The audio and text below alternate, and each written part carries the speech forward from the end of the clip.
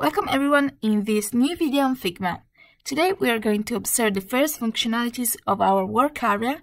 So click on New Design File, and we see that the work area is divided into 4 parts. The top bar on the left with all the tools that we will slowly discover.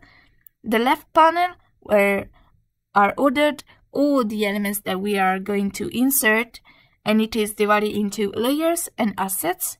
In layers will appear all the layers that we will create, or rather that Figma will automatically create for each new element, because we do not have a new layer button as it happens instead in other softwares.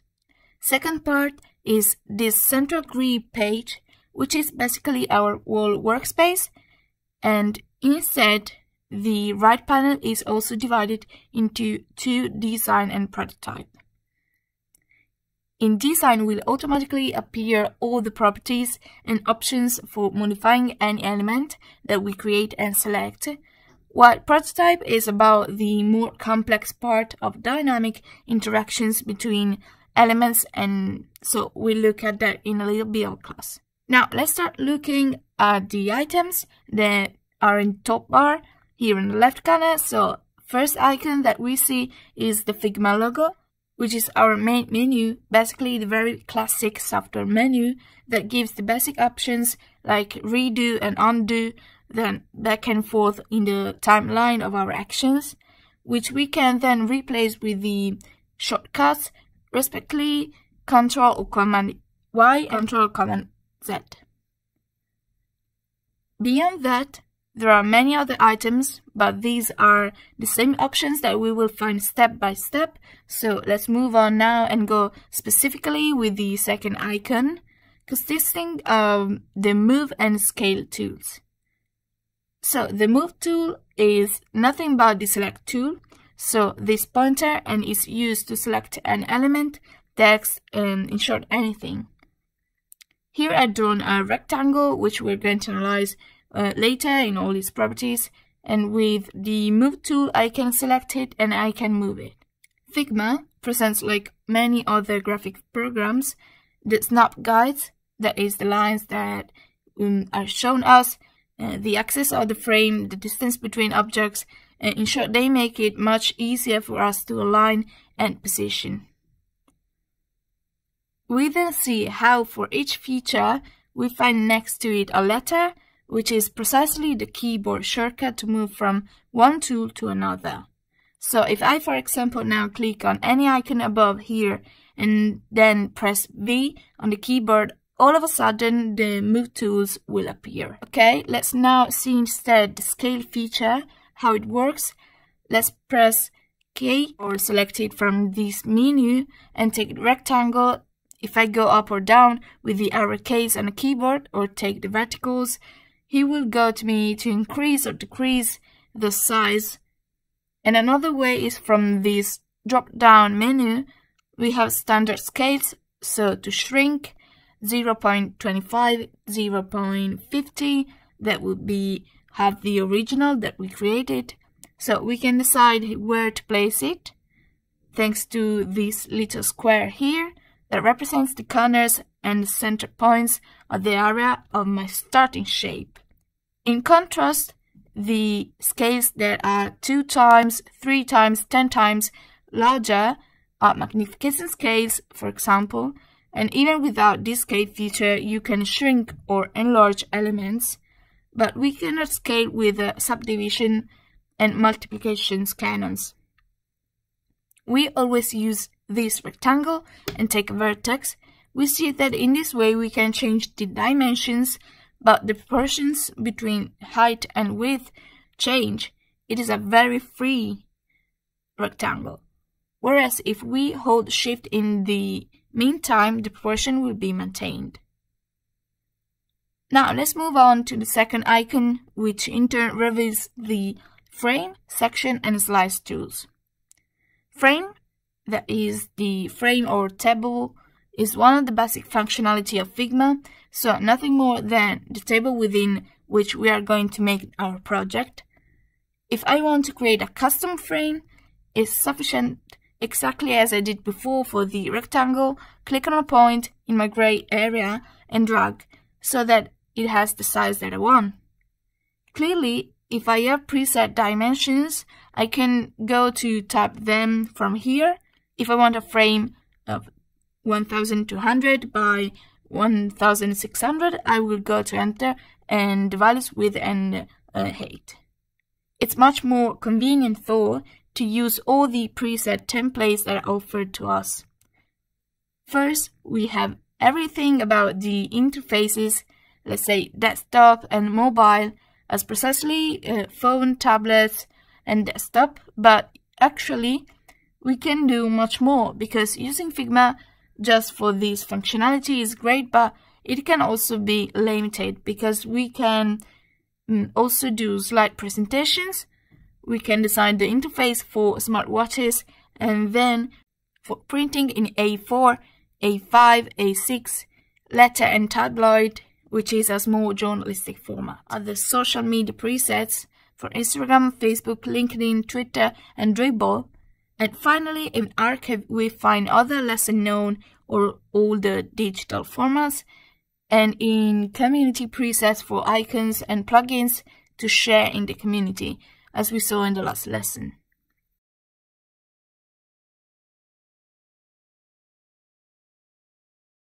We can insert a rectangle for utility and quickly see how to move around the screen. The basic pen function represented by this little hand. So we take in and hold down the left button as we move. So we can hold down the space bar, it's the same. And another important thing is zooming the view, either with our mouse wheel or with a touchpad on the laptop, or even from here on the top left, where we can also choose the precise percentage of zoom. And in this menu that appears, we also see other interesting options such as rulers, which are the rulers on the sides of the screen, thanks to which we make alignment even easier. With Pixel Preview, on the other hand, you can preview vector objects in the rasterized format, in the sense that by default, the vectors in Figma are made resolution independent, which means that there are no fixed resolution for the path created in the drawing area. Now, we don't see anything yet, but we also select the pixel grid and understand that this will only be visible at zoom levels of 400 or more. When Snap to the Grid is enabled, objects that are aligned to the grid, they are placed and moved and they are snapped. This can help prevent pixel alignment errors when exporting elements. Layout grids then is a function related to the grid of individual tables, frames, and it is useful if you want to preview the appearance of a project without having to remove or hide all the layout grids for individual tables. While multiplayer sliders are useful if you collaborate with other team members on a file, and you can therefore see their actions via multiplayer sliders. Let's go now and look at the other features of the frame, which are clip content and these icons here on the top. And then let's go look at the grid layout. The other layout we will see later. So we have our frame, which then I can turn horizontally thanks to this icon here, but usually you design first in the default orientation for devices, whereas for paper formats in all depends on the project we're making. The clip content option is checked already by default, and it means basically that when I go to create elements within my workspace, we can drag them out of the board, and as you see, yes, this clip function, so somehow there goes, not to make it visible, the part that comes out of the frame.